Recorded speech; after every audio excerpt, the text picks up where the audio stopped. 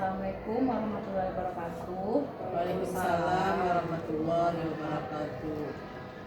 Baiklah teman-teman, pada siang ini saya mau memberikan materi tentang pembahasan pengisian NTBM dan MTBS yang terbaru.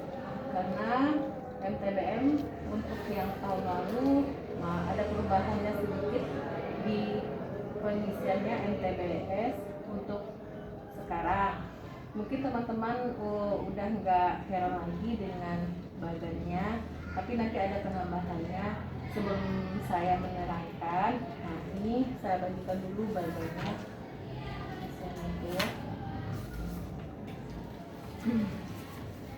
Baiklah, yang pertama, sebelum kita melakukan penilaian dan klasifikasi dan tindakan, pertama dulu kita isi dulu biodata dari pasien yang berkunjung pada hari ini dan saat kita pelayanan.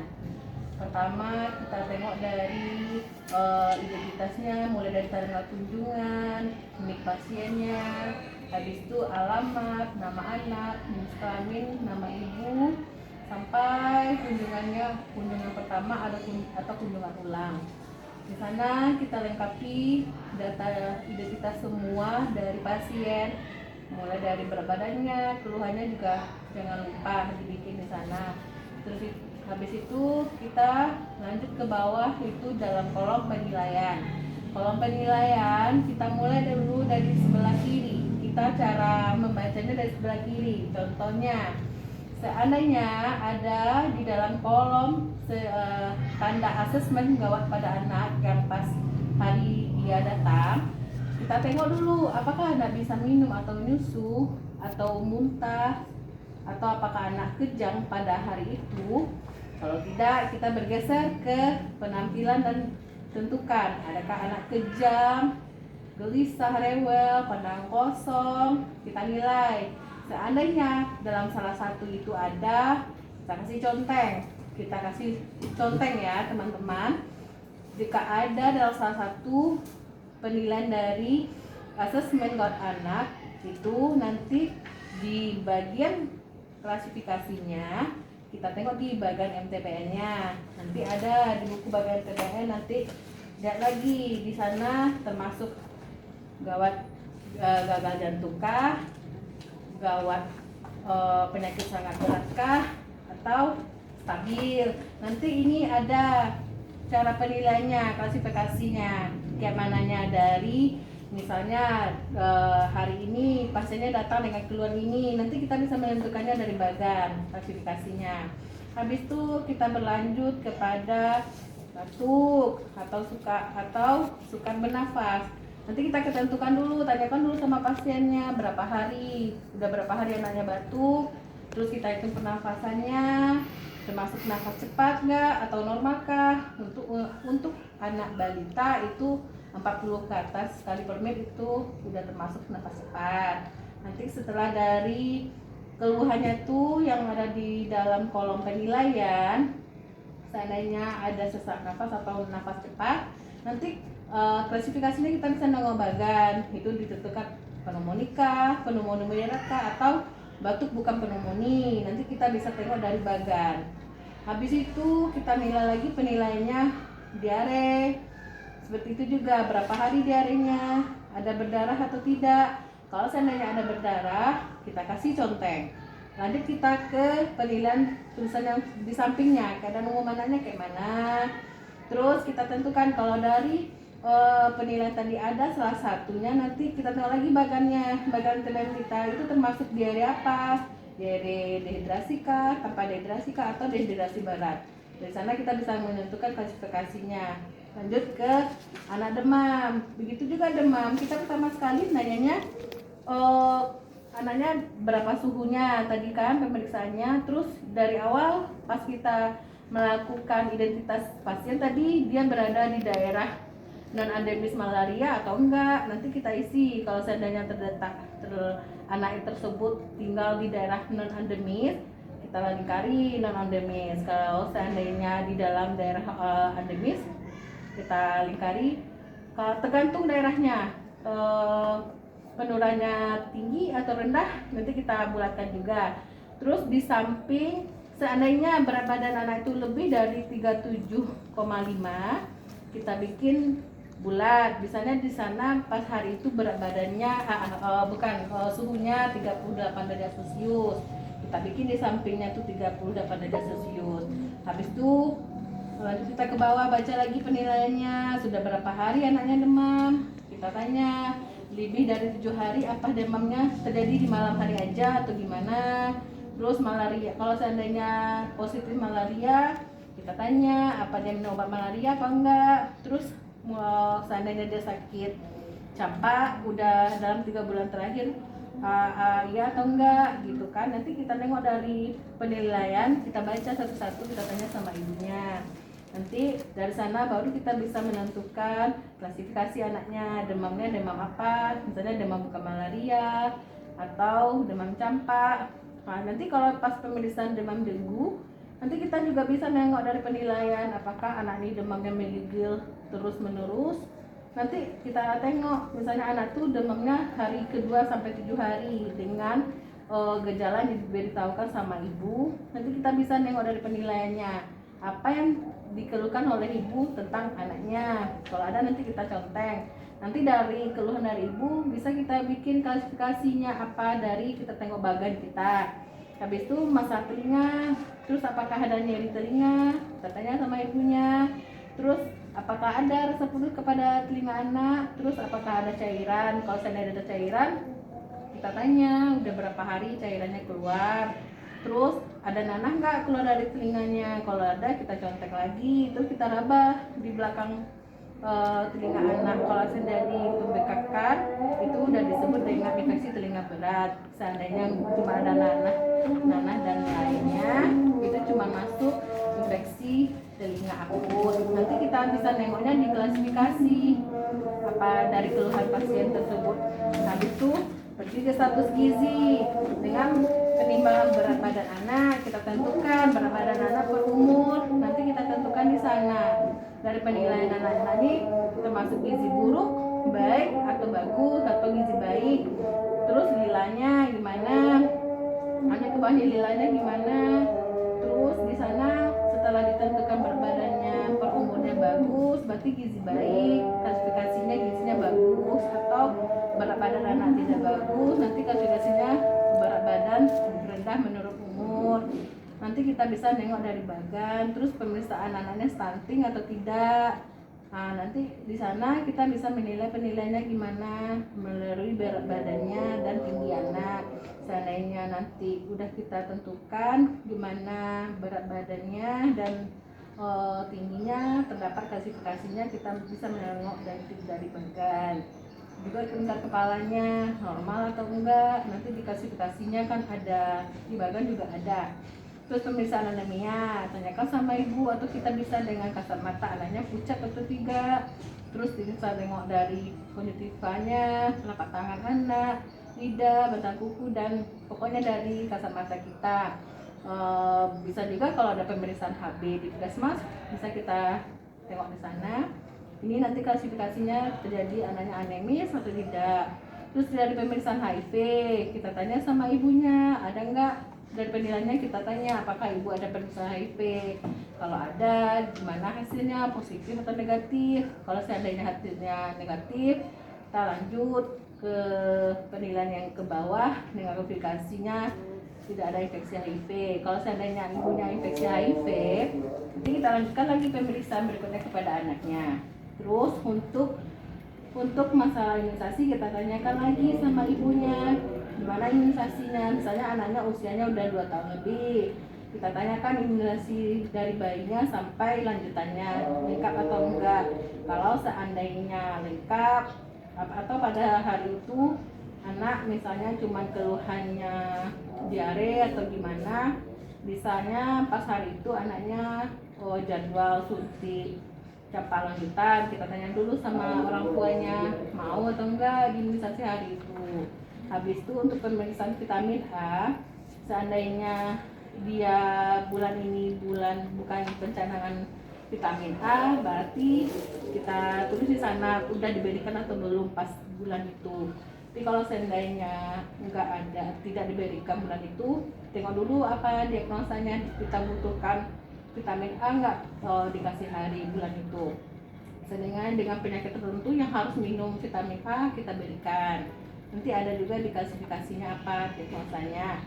Terus menilai masalah dan keluhan yang lain, kita tanya sama ibu dari MTBM ini, mana tahu ada keluhan yang lainnya, misalnya punggung anak gatal atau ada biang keringat. Nanti kita bikin nanti di klasifikasinya itu masalah nilai keluhan lain itu dibikin di sana. Untuk penilaian anak yang berikutnya, untuk penilaian anak yang kurang dari 2 tahun, nanti kita tanya lagi sama ibunya. Ini pertanyaan di bawah ini berlaku cuman untuk anak yang kurang dari 2 tahun. Terus kita tanya kepada ibunya, apakah dia menyusui sama ibunya. Kalau iya, kita datang dia. Terus pertanyaan berikutnya, berapa kali sehari, berapa kali dia asinya sehari, gitu kan.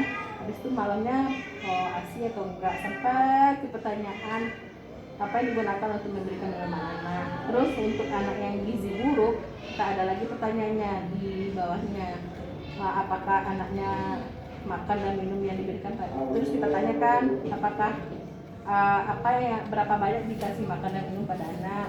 Terus anaknya mendapatkan makan yang tersendiri atau enggak. Terus siapa yang memberikan makan anaknya selama dia sakit, apakah ada perubahan pas dia pemberian makan.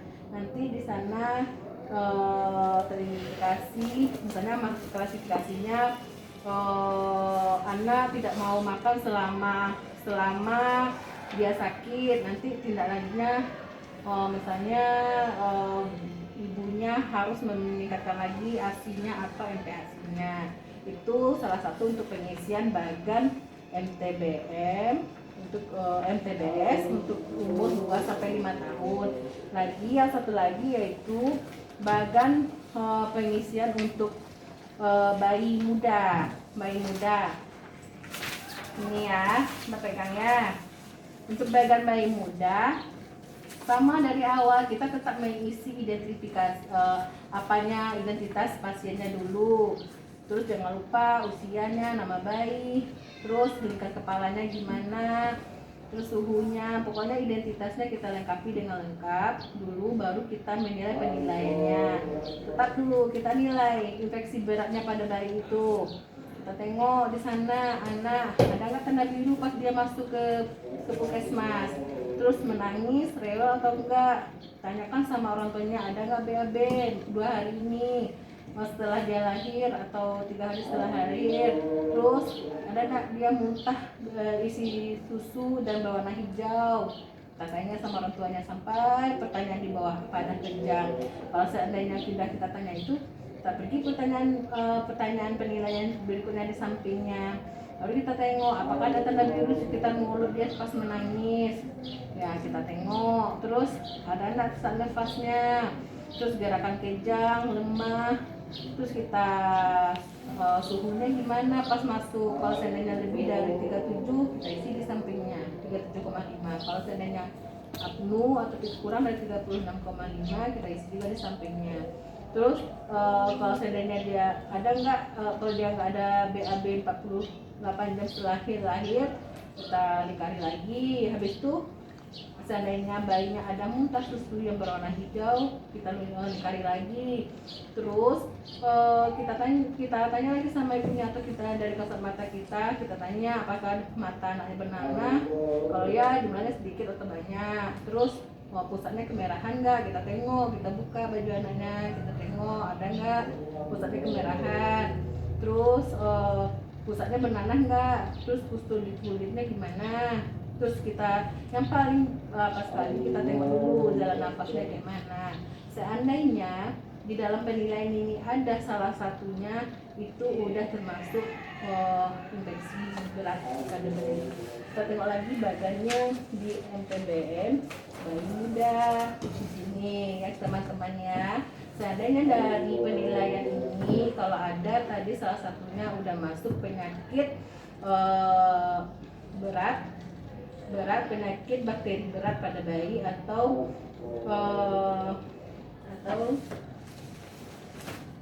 atau infeksi berat, infeksi bakteri berat. Itu klasifikasinya, nanti kita tengok lagi badannya untuk menentukan klasifikasi. Terus lanjut ke pemeriksaan terus, kita tengok apakah bayinya kuning. Kalau iya udah berapa hari kuningnya, kita tanya sama ibu, kurang dari 24 jam atau lebih dari 24 jam atau lewat dari 14 hari. Nanti tengok lagi matanya kuning, terus ada tap-tapan bayi ini terus, misalnya terus fase 1, nanti ada penilaiannya, ada di bagian TBM, cuman kuning dari kepala ke leher sampai nanti yang lebih parahnya. Seandainya lebih parah, nanti klasifikasinya apa, nanti di bagian kita bisa nengoknya.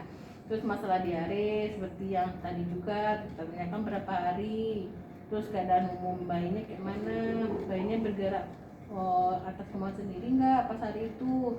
Habis itu matanya dia gelisah atau rewel, matanya cekung. Habis itu pas kita cubit perut bayinya sangat lambat atau segera balik ke atas.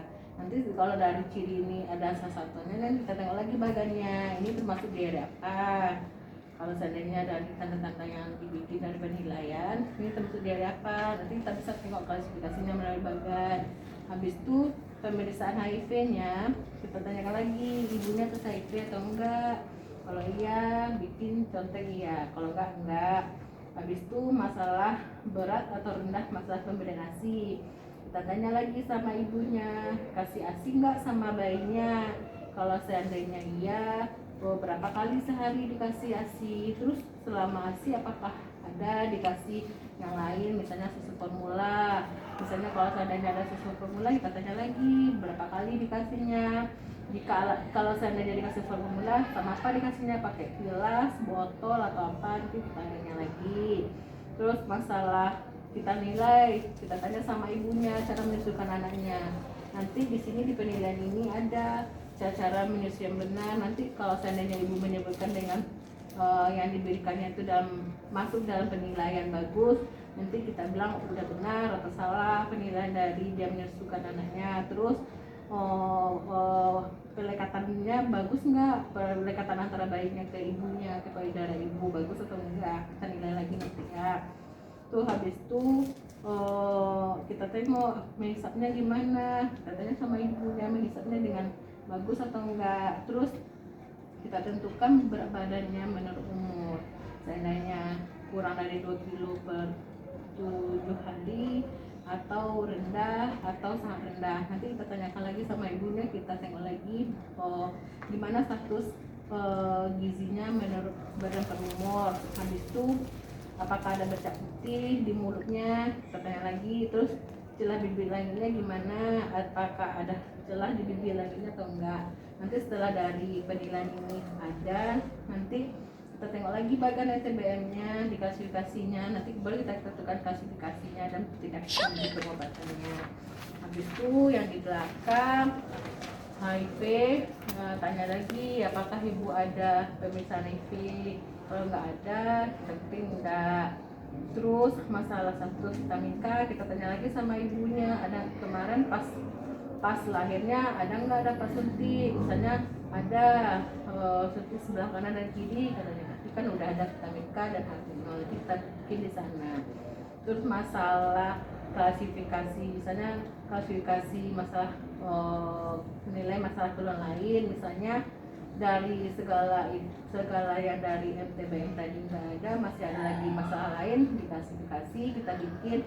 Misalnya masalahnya anak sering muntah, bisa kita bikin di sana, atau bayi sering muntah, bisa. Nanti tindak lanjutnya nanti kita berikan sebuah kayak edukasi sama ibu supaya nggak muntah lagi anaknya gitu, sampai ke bawah kayak gitu baru kita lakukan tindakan pengobatannya. Mungkin itu untuk pengisian bagian MTBN MTBS-nya. Untuk kita cuma mungkin ada sedikit berbeda, nanti bisa lagi kita pelajari melalui bagan, karena kalau yang lama tidak pakai bagannya, nggak pakai saga, kalau sekarang udah pakai saga. Berarti kita berpatokan kepada bagan sekarang. Iya, jadi kita memang harus memahami bagan dari MTBS dan MTBS. Itulah perbedaannya. Gimana teman-teman, udah lumayan mengerti? Lumayan paham. Nah, itu aja dari saya penjelasan masalah pengisian SPDN TPS ya. Oke kawan-kawan, assalamualaikum warahmatullahi wabarakatuh.